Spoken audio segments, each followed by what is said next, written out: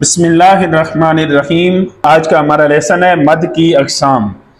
حروف مدہ کے اوپر جو ہم مد کرتے ہیں یعنی آواز کو ہم لمبا کرتے ہیں، اس کی دو قسمیں ہیں، مد اصلی اور مد فری۔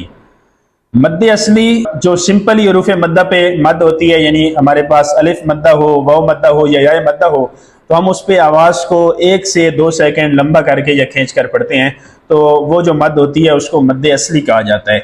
دوسری قسم ہے مد فرعی۔ تو یہ مد فری جو ہے یہ سمجھنے والی ہے۔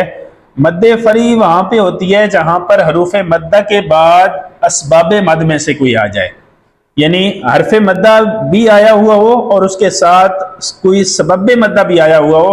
اسباب مد ہمارے پاس 3 ہیں، حمزہ، جزم اور شد۔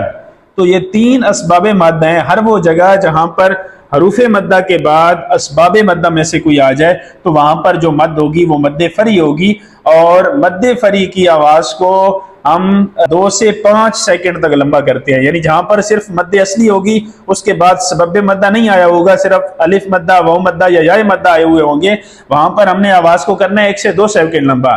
لیکن جب وہ والی مد فری بن جائے گی، یعنی حرف مدہ کے بعد پھر کوئی سبب مد بھی آ جائے گا، جیسے کہ جاء، تو یہاں پر الف مدہ کے بعد حمزہ آیا ہوا ہے جو کہ سبب مدہ ہے، تو یہاں پر آواز کو آپ نے 1 سے 2 سیکنڈ کے بجائے 2 سے 5 سیکنڈ تک لمبا کرنا ہے۔ اسی طرح حروف مدہ کے بعد شد آ جائے، حمزہ آ جائے، جزم آ جائے، تو وہاں پر آپ نے آواز کو یعنی کہ 2 سے 5 سیکنڈ لمبا کرنا ہوتا ہے، کیونکہ وہاں پر مد اصلی نہیں ہو رہی ہوتی بلکہ مد فری ہو رہی ہوتی ہے۔ جس طرح کہ جاء، تو یہاں پر الف مدہ کے بعد جو ہے وہ حمزہ آ رہا ہے، تو یہاں پر جو مد ہوگی وہ مد فری ہوگی۔